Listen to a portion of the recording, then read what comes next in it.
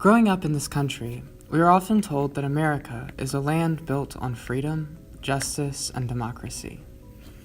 However, as we learned in the Civil Rights Movement, this country has never really lived up to its claim of being equal and just for all. Our democracy was built with some very purposeful limitations, and we are still dealing with the effects of those limitations over 200 years later.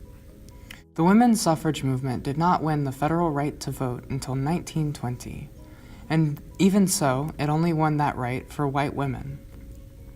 It wasn't until 1965 that the Civil Rights Movement won voting rights for people of color in America.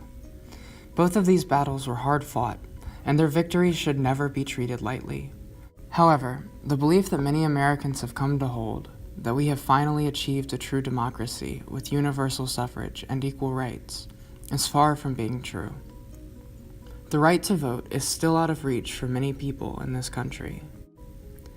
For convicted felons, the right to vote has not yet been federally guaranteed. Instead, it is left up for discretion to the individual states and the Union.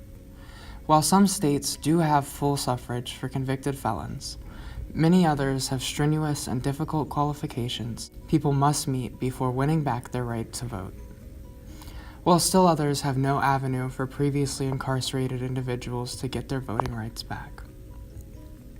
Here in the state of Alabama, the state constitution declares that any person who has committed a crime of moral turpitude should be disqualified from voting. In 2017, community groups challenged the state legislature to redefine what convictions would actually count as disqualifying. Here is the list they narrowed it down to. Feel free to pause the video and read over this list. If someone has a conviction that is not on this list, Alabama state law now declares that they never actually lost their right to vote. If this applies to you, please go to vote.gov to register today. Please note that those with non-disqualifying convictions can register and vote even while in jail or prison. For those with disqualifying convictions, the process is rather more involved.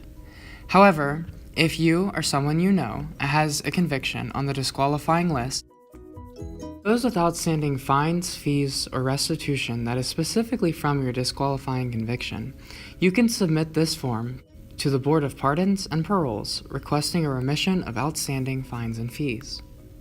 For those with another felony charge currently pending, or who have not finished serving their sentence and/or parole, you will have to wait until your situation changes in order to have your voting rights restored. For those with convictions of impeachment, murder, rape, sodomy, sexual abuse, sexual crimes against children, or treason, you may request a pardon with restoration of political rights from the Board of Pardons and Paroles.